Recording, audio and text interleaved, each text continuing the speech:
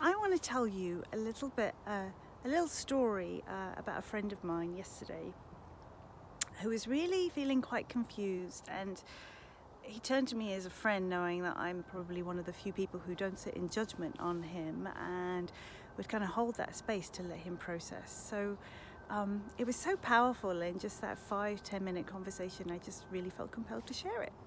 My name's Rana Al-Falaki. I'm the founder of Light Changes Coaching. I'm a core energy coach. So this circumstance with my friend was he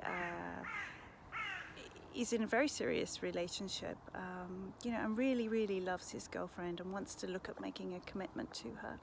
But there have just been a couple of little things that have been happening lately that have been getting to him and really starting to make him put barriers up, and he can't work out why. He knows he's doing it. He knows he's starting to put an emotional wall up, and also recognizes that this is a pattern of what he's always done, but he just doesn't understand why he's doing it. And all he's been doing is trying to think about the actual situation of why he's doing that and beat himself up about doing it, rather than actually giving him permission to say, you know what, it's okay. It is what it is. This happens to be how you're feeling. This is your current reality, but maybe we should delve a little bit deeper and work out what is it that's triggering you to behave that way. And yes, there can be a little bit of looking into the past, but a lot of it that I notice with my clients is ultimately it's usually something to do with values, and to do with the limiting beliefs that we take on throughout all of our lives. And in his case, I think he had developed this limiting belief that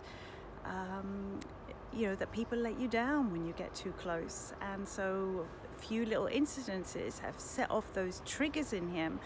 And because this stuff happened when he was so much younger, those triggers are so hugely emotional that they're making him behave in a certain way. And guess what? Once we managed to unlock that key, we worked out, I should say he worked out, because that's what I do in coaching.